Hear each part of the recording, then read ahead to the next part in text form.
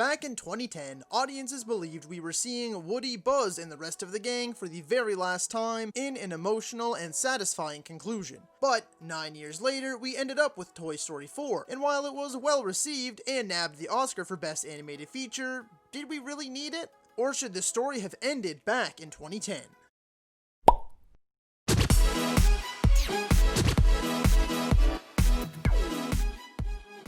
Hello ladies and gentlemen and movie lovers of all kind, and welcome to another Let's Discuss video. As always, I am your host, Brett Murphy, and for today's video, we are going to be looking at why Toy Story 3 should have been the end of the story.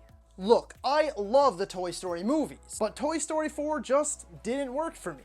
I know it has its big fans, and for some people, it might even be their favorite of the Toy Story movies. But for me, I always felt that 3 wrapped things up nicely. And when Toy Story 4 was announced, I didn't even get excited. So why do I think Toy Story 3 should have been the end of it? Well, without further ado, let's hop right into things. For starters, and this might sound a little odd, but I honestly don't even count Toy Story 4 as part of the main series, at least in my own mind. To me, it feels more like one of those 2 specials, like Toy Story of Terror or Toy Story That Time Forgot, or even some sort of spin-off. Now, this doesn't mean I didn't enjoy the flick, because I truthfully did. I will always be down for another adventure with Woody, Buzz, and the gang, but I just felt that a lot of things that I loved about the first 3 took a back seat, and the ending was nowhere near as satisfying as the ending of 3. Toy Story 3's ending felt like the proper closure that we all needed for these stories and these characters. So many of us grew up with these movies and learned life lessons alongside them. For myself, the first Toy Story is my favorite animated movie of all time, and most definitely in my top 10 favorite movies of all time in general.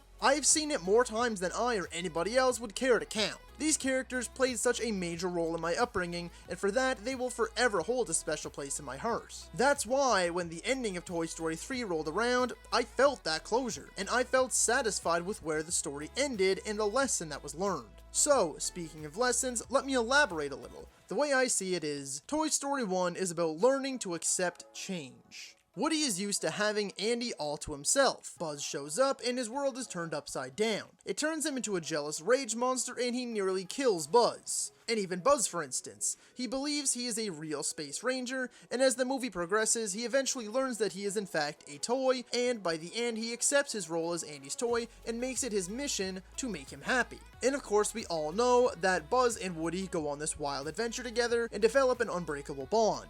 But even Andy experiences this change. They're moving, we never see the father around, and the most popular theory is that Andy's parents are going through a divorce. And despite Andy not wanting to leave, by the end he accepts this change, and with his favorite toys by his side, he is ready to go on this new adventure with them and his family. There are plenty of other themes explored throughout this first feature, but I do believe this is the central one. At least this is what I have always taken away from it. Now, Toy Story 2 is about growing up and discovering who you are. The central plot for this flick revolves around Woody as he is kidnapped but soon discovers his past and decides that he is better off with his newfound companions, Jessie, Bullseye, and the Prospector, as he believes this is where he belongs. The toys go on the hunt for him, and I'm sure we all know where this goes from there.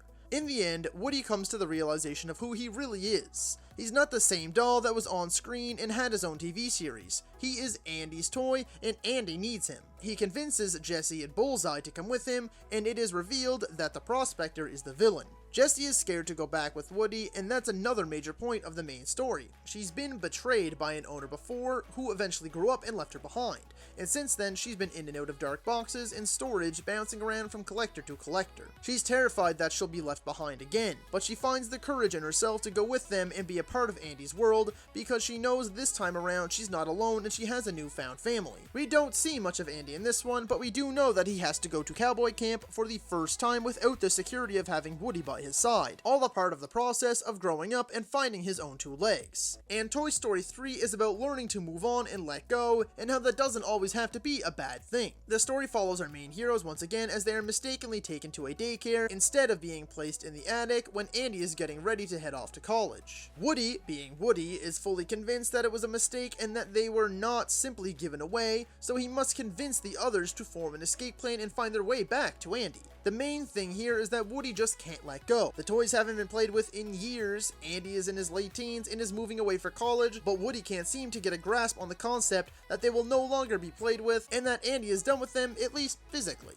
When we near the film's ending, we see Woody come to the conclusion, after hearing Andy talking with his upset mother, that you can still love someone even when they're not right in front of you. Hearing this example of true love, Woody hops into the box with the rest of the toys and scribbles down Bonnie's address to leave for Andy to find. They are then taken to Bonnie's house by Andy, and although he hesitates and struggles with the decision to leave Woody behind, he ultimately does, realizing how much Bonnie can learn from them and grow with them as he did, and he makes her promise to take good care of them. Just before Andy leaves, he whispers, "Thanks guys," to himself, and as the toys are left alone on the porch momentarily, Woody gives us the now iconic line, "So long, partner," as Andy drives away, but not without a turn to the other toys and a reaffirming smile that everything is going to be alright. Woody and the gang have learned to let Andy go, and that's not a bad thing. He has moved on, but they will forever hold a special place in his heart and vice versa. And now they have Bonnie, a new kid just as special that they can take care of and watch grow. This isn't just present though with our main heroes, but our main villain as well, who has never been able to move on from his abandonment,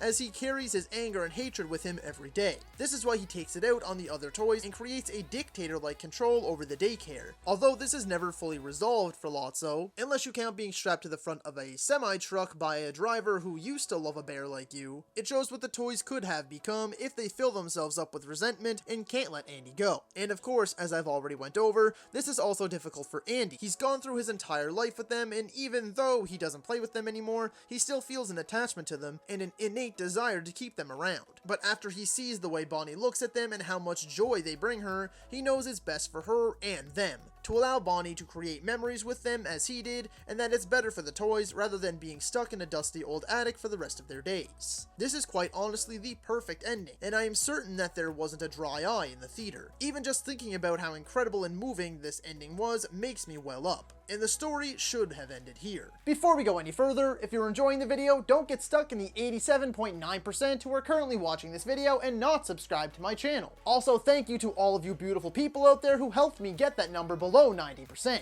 Be sure to hit that subscribe button now for more content just like this. And while you're at it, remember to ring that little bell icon, that way you can be notified about all of my latest uploads. Quick! Andy's coming! Quick! Back to the video. Gotta go.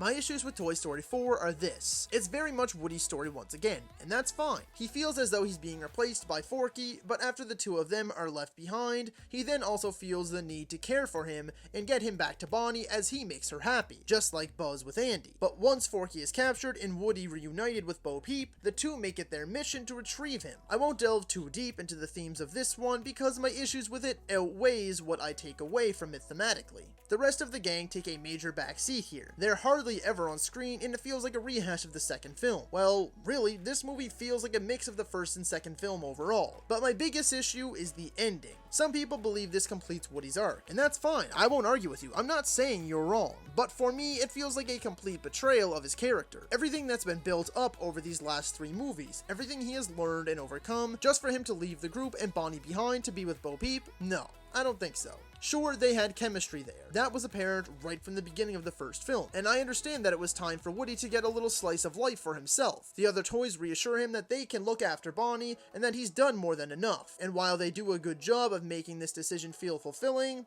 I just don't ever see Woody doing this. The ending of the third shows that Woody is finally ready to let Andy go and take care of Bonnie just as he did Andy. To love her like he did Andy, to look after her, and most importantly to be there for her. For him to throw all of this away for Bo Peep and a bunch of random kids doesn't make sense to me. Or I guess it makes sense, but I just wholeheartedly disagree with it. Overall, Toy Story 4 has its fun moments, it still has a lot of heart and a ton of laughs, and I will always be down for another adventure with these characters, but my issues with the ending and the storytelling just made me realize that much more that they should have stopped after 3. It was the perfect ending, and when I think of 4 now, I just see a quick cash grab for Pixar rather than coming up with something original. And it makes me wish that they had left it alone after 3, where we all felt a sense of closure and we were satisfied with where our heroes ended up and where they were going next. I know I certainly didn't hit every thematic beat and plot point within this series, but that is my honest takeaway straight from the heart as to why Toy Story 3 should have been the end of the story. And that is all for today's video, folks. Be sure to let me know down in the comments if you agreed or disagreed with me, and be honest about your thoughts on Toy Story 4.